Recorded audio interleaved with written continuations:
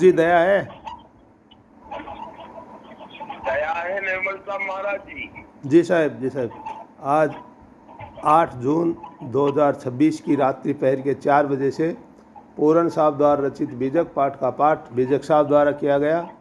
तत्पश्चात उन्होंने सतगुरु कबीर साहब द्वारा रचित बीजक की साखी नंबर 330, 331 और 332 का टीका किया। इसी क्रम में मैं सतगुरु कबीर साहब द्वारा रचित बीजक की साखी नंबर 330, 331 और 332 का टीका जो पूरन साहब ने किया वो प्लस मैं अपने विवेक से बताने की कोशिश करूँगा। सभी ध्यान से सुने।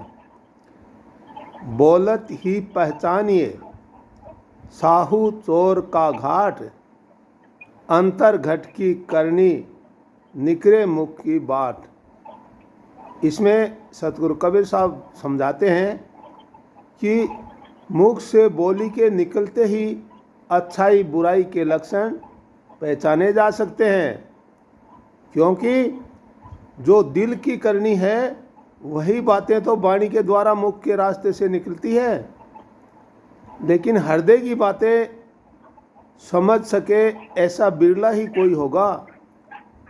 सांसारिक वस्तुओं के स्वार्थी तो इस संसार में भरे पड़े हैं।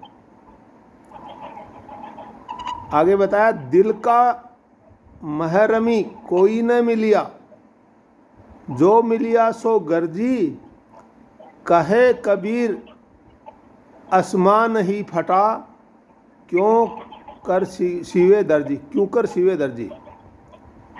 इसमें सतगुरु कबीर साहब बताते हैं, यदि आकाश फट जाएगा तो क्या कोई दर्जी उसे सील सकेगा। यानी संसारिक इच्छा व वासना में डूबे व्यक्ति को स्वरूप ज्ञान की शिक्षा कैसे दी जा सकती है।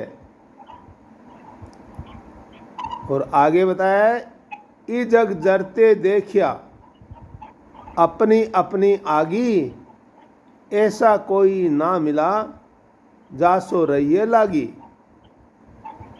सांसारिक मनुष्य अपने ही राग द्वेष की आग में जल रहे हैं और शीतलता प्रदान करने वाला यहाँ कोई भी नहीं मिला।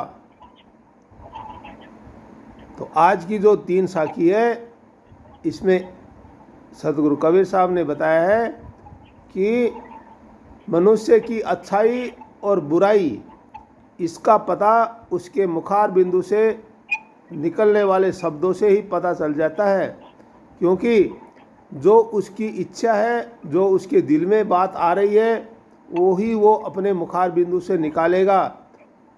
हृदय की बात समझने वाला और निकालने वाला कोई कोई ही होता है। और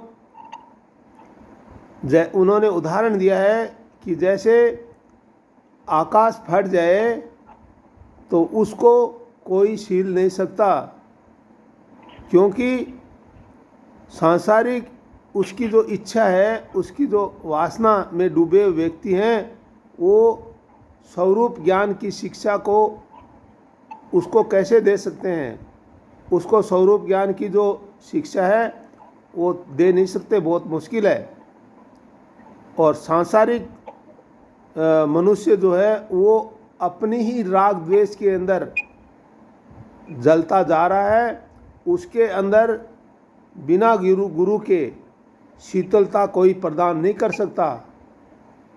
पूरी दुनिया अपनी ही राग द्वेष के अंदर जलती हुई और अपना पूरा जीवन यापन कर रही है। ऐसा आज की जो 3 साखी है इनमें सतगुरु कबीर साहब ने समझाने की कोशिश किया है।